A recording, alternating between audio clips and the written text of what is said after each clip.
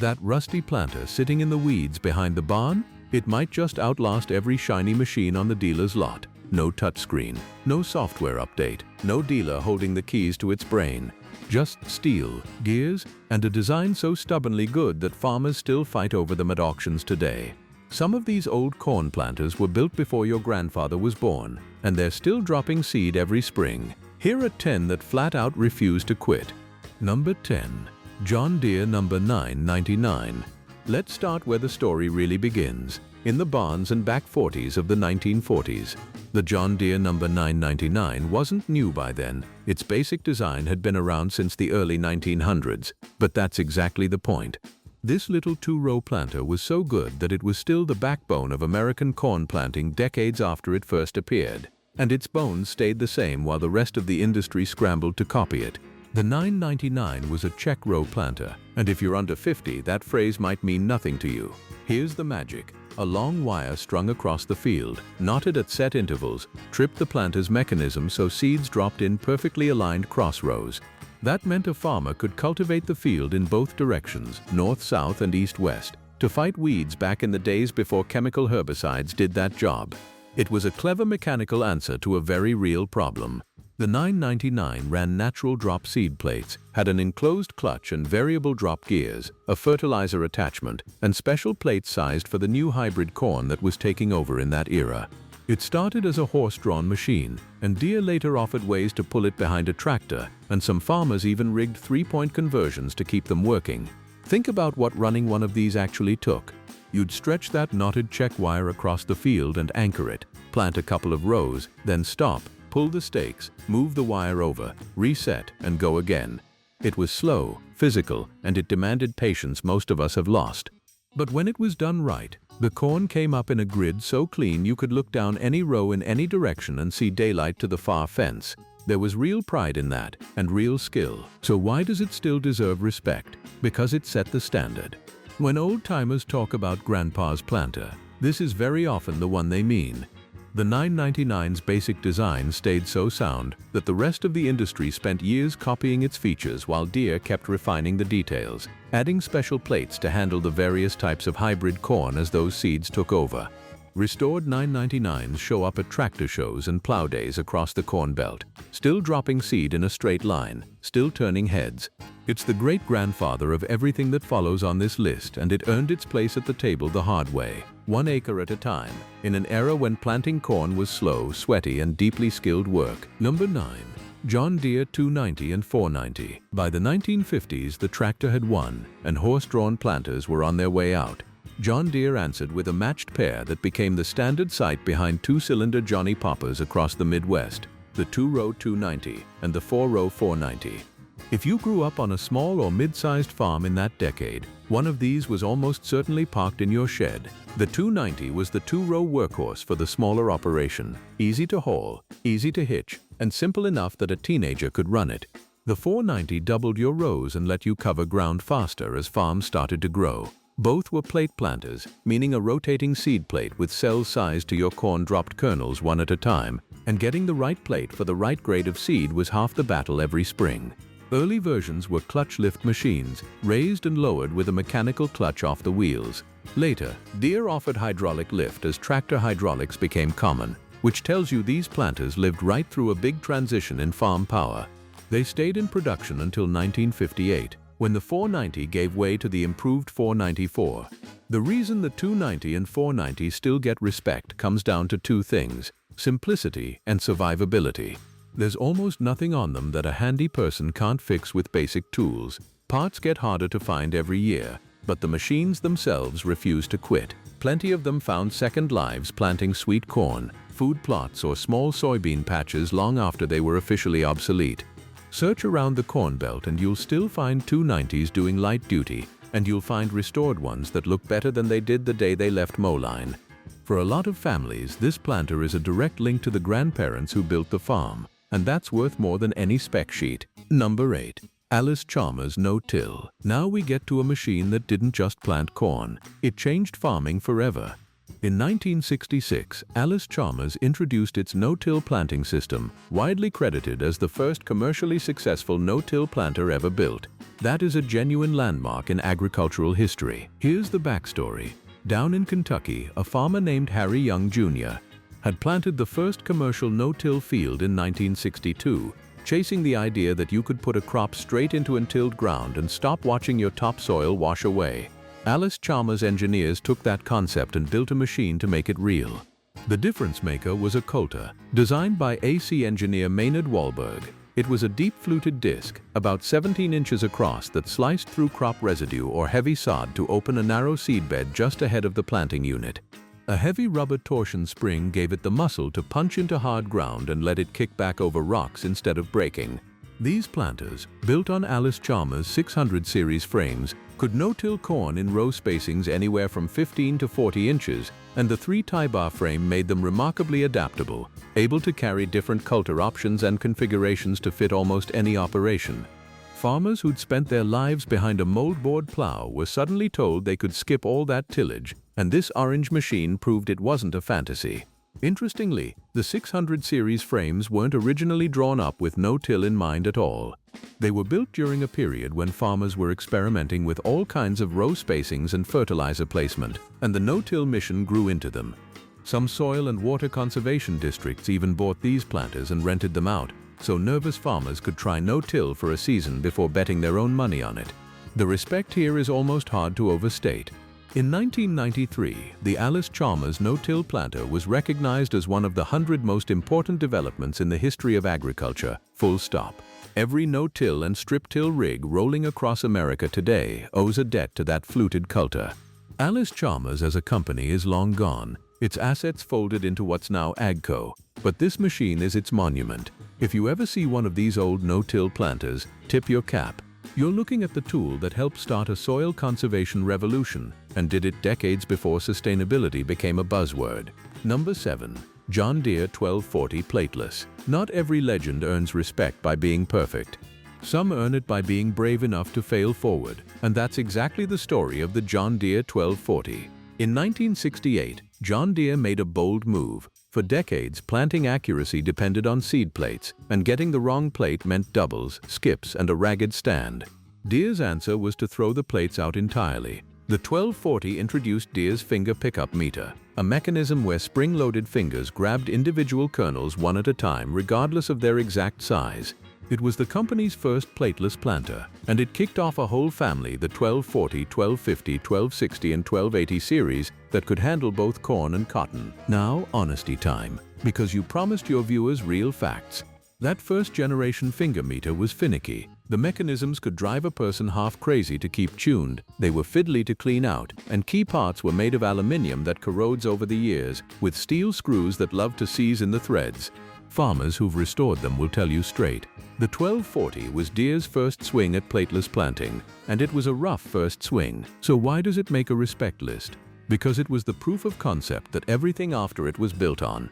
The finger pickup idea was sound, and once Deere refined it, it became one of the most trusted metering systems in the business. The very same principle, done right, would show up on the machine at number 6 on this list and go on to plant a huge share of the nation's corn.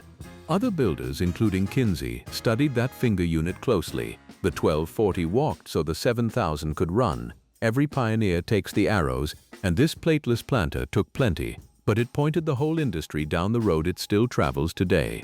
That's a legacy worth respecting, warts and all. Number 6. International Harvester Cyclo 400. While John Deere was fiddling with fingers, International Harvester went a completely different direction, and in 1971 they dropped a genuine bombshell. The IH Cyclo 400. This planter threw out almost everything farmers thought a planter had to be. No seed plates, no clutch, no individual mechanical meter grinding away over every row. Instead, the Cyclo used air. A single stainless steel seed drum spun at the heart of the machine, and air pressure held kernels in the drum's holes, then delivered them through tubes out to each row. It was a radically simple, radically different idea, and the concept traced back to the Loesch brothers of Kimball, Minnesota, who wanted to plant any crop accurately without swapping plates on every hopper. The advantages were real and they were big. Switching from corn to soybeans didn't mean changing plates on every single row unit. You just changed the drum. And the Cyclo offered bulk fill, one large seed reservoir feeding the whole machine, which was an industry first. Instead of climbing along the toolbar dumping bags into a dozen little boxes, you filled one central hopper. On a hot planting day, that was a gift. Think about how clever that really was. On a plate planter, every row unit is its own little machine, its own meter, its own points of failure, and every one of them has to be matched to your seed. The Cyclo replaced that whole tangle with one central drum doing the metering for the entire planter. Fewer moving parts spread across the toolbar, one place to set your population, and a fast crop change that didn't involve crawling down the row swapping a dozen plates. For a farmer racing the weather, that was a genuinely different way of thinking about planting. The Cyclo was so far ahead that International Harvester, and later Case IH after the two companies merged, kept selling versions of it all the way through 1998. Nearly 3 decades of production for a design that debuted in 1971. That's staying power, and it's the kind of run you only get when you've built something people trust. The respect the Cyclo commands is the respect you give to a true original. It didn't copy anybody.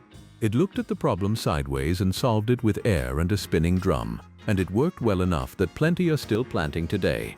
Irish people are fiercely loyal to these machines, and when one fires up at a farm show, the crowd that gathers knows they're looking at something that broke the mold. In a lineup full of great planters, the Cyclo 400 stands out because it dared to be completely, gloriously different. Number 5. John Deere 7000 MaxEmerge. If you ask 100 farmers to name the most respected corn planter ever built, a huge share of them will say the same 3 words, John Deere 7000. This, right here, is the legend, and it earns the number 5 slot only because the machines above and below it are special in their own right. On pure impact, the 7000 is arguably the greatest planter on this list. Introduced in 1974 and built through 1986, the 7000 brought Deere's MaxEmerge system to the world. It paired that refined finger pickup meter with the new True-V opener, a pair of angled double-disc blades that sliced a clean, well-formed V-shaped trench so seeds landed at a consistent depth in firm soil. Uniform depth means uniform emergence, and uniform emergence means more even, higher-yielding corn. It sounds simple now. In 1974 it was a leap forward, and it helped push Deere's planter business to the top of the industry. Then, in 1978, Deere added a no-till setup, giving the 7000 the ability to cut through residue and plant into untilled ground. That made it Deere's first genuinely successful no-till and minimum-till planter, opening conservation tillage up to a whole new wave of farmers. But here's the real reason the 7000 tops so many lists. It refuses to die, and you can still fix it.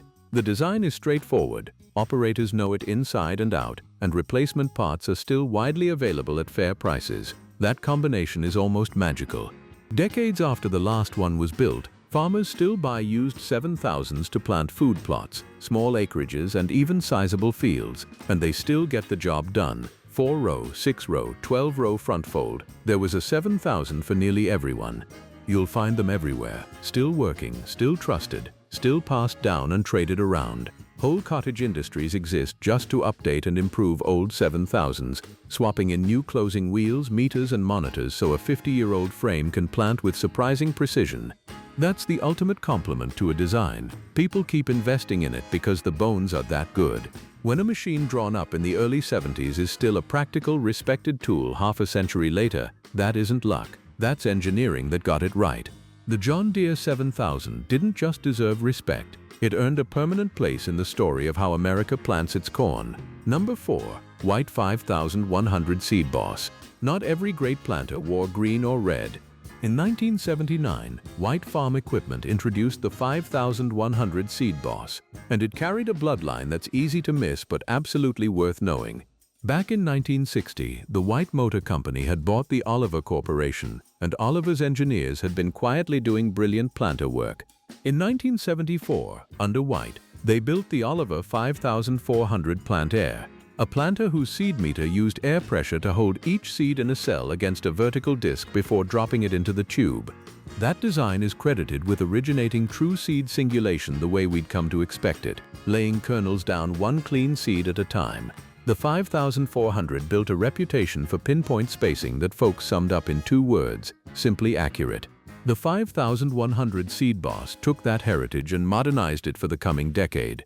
It brought a refreshed meter design, folding transport positions so you could get down the road, double disc openers, and gauge wheels for consistent depth. It was White's statement that they belonged in the same conversation as the giants, and on accuracy they absolutely did. What makes the 5100 a respect pick is partly the machine and partly the survival story around it.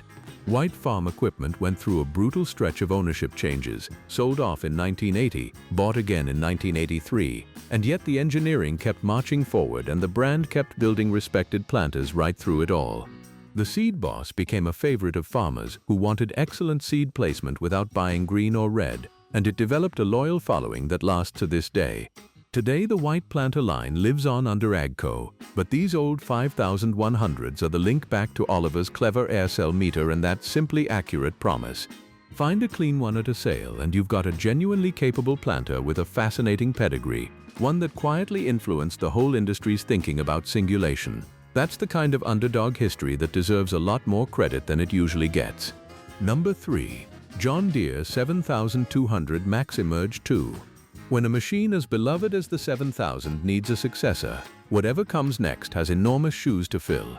In the early 1980s, John Deere answered with the 7200 MaxEmerge 2, and it proved the company could evolve a legend without breaking what made it great. The 7200 kept the DNA that farmers trusted, the rugged frames, the proven approach to seed placement, and the parts-friendly philosophy, while stepping the row units up to the MaxEmerge 2 generation. One of the headline moves was the option of a vacuum meter, using suction to hold single seeds against a disc for precise, gentle singulation across a wide range of seed sizes and shapes. That gave farmers real flexibility and consistency, and it moved Deere squarely into the vacuum metering era that dominates planters to this day. The 7200 came in the sizes real farms needed, drawn configurations from small row counts up to big front fold units, so an operation could scale the same trusted platform to its acres. It bridged the gap between the mechanical simplicity of the 70s and the higher-tech, higher-speed planters that were coming, and it did it without alienating the farmers who'd built their whole planting routine around the 7000. Respect for the 7200 is respect for a worthy heir. It's common to hear farmers talk about the 7000 and 7200 in the same breath, because together they represent a long, remarkably successful run for one basic idea executed well. Used 7200s remain popular and practical, still planting corn and beans on plenty of farms, still backed by strong parts availability and deep operator knowledge. In a hobby full of people chasing the oldest and rarest iron, the 7200 is a reminder that deserves respect isn't only about being first or being unusual. Sometimes it's about being the machine that took a great design and carried it forward into a new decade without dropping the ball. The 7200 MaxEmerge 2 did exactly that, and a lot of farmers would tell you it's one of the best planters they ever pulled. Number 2. Case IH 900 and 950 Early Riser Cyclo Air. Remember that revolutionary international harvester Cyclo from number 6? Its story didn't end when IH merged into Case IH in the mid-1980s. It got a second act, and a very respected one, in the Case IH 900 and 950 Early Riser Cyclo Air planters. Built and sold from the late 1980s into the mid-1990s, the 900 and 950 carried the air drum torch forward into a much bigger acreage world. They kept the core Cyclo idea, a central seed drum using air-to-meter kernels, paired with bulk fill so one big reservoir fed the whole machine, which by then was becoming exactly what larger farms demanded. Change the drum, change your crop, fill one hopper, plant all day. On a modern operation trying to cover serious ground, those were real, tangible advantages. Case IH wrapped the system in the early riser identity and added an early riser seed monitor, giving the operator electronic feedback on what every row was doing, a meaningful step as planters got wider and a driver could no longer eyeball a dozen or more rows behind them. These machines could also be set up with coulters to work in tougher, higher residue and no-till conditions, keeping them relevant as conservation tillage spread. The respect these planters command comes from proven, no-drama capability. Ask around and you'll hear the same theme. The red Cyclo Air planters had industry-leading opening and metering systems for their day, and the bulk fill single-drum simplicity made big acre planting genuinely faster and easier. Plenty are still listed for sale and still running, from 4-row units up to big front-fold 12-row machines, decades after they were built. They represent the mature, refined peak of one of the boldest ideas in planter history, the Cyclo. Carried from a scrappy 1971 debut all the way to a polished big farm tool of the 90s. For fans of red iron especially, the 900 and 950 early riser Cyclo Air planters are a point of pride, and they've absolutely earned a spot near the top of any respect list. Number 1. White 6000 series. And at number 1, a machine that proves an underdog brand can throw a knockout punch, the White 6000 series planter, introduced in 1992. By the early 90s, the White planter line had survived an almost unbelievable run of corporate turmoil, passed from White Motor to new owners, then to Allied Products, absorbing hit after hit while the farm economy of the 80s battered every equipment maker. And yet through all of it, White's engineers didn't just hang on, they came out swinging. The 6000 series was the payoff, a planter built to make real inroads into the growing no-till market at exactly the moment American farmers were embracing conservation tillage in a serious way. That's what makes the 6000 so respectable. It carried forward the simply accurate seed placement reputation that stretched all the way back to those clever Oliver air cell meters, while being engineered for the tougher, residue-heavy no-till conditions that were becoming the future of the industry. It kept a proud, independent-minded planter lineage alive and competitive against the biggest names in the business, at a time when plenty of shortline brands were simply disappearing. The 6000 series arrived just as the White planter story was about to enter its modern chapter. Not long after, AGCO would bring the brand into its family, where White planters continues today, right up through later series and the eventual integration of advanced precision planting technology. But the 6000 is the bridge, the machine that proved the White name still meant top-tier seed placement heading into the 1990s and beyond. Why does it top the list? Because respect isn't only about being biggest or most famous. It's about resilience and about doing right by the farmer in the field. The White 6000 series is the story of a scrappy, much-traded brand that refused to be counted out, that honored a decades-long tradition of accuracy, and that met the no-till moment head-on. Green and red get most of the glory, but this White planter earned every bit of its respect the hard way, and that's exactly why it lands at number 1. If a machine on this list ever put food on your table or corn in your bins, do it a favor and hit that like button. And subscribe if you want more deep dives into the equipment that built American agriculture. Thanks for watching. Take care of that old iron, and I'll see you in the next one.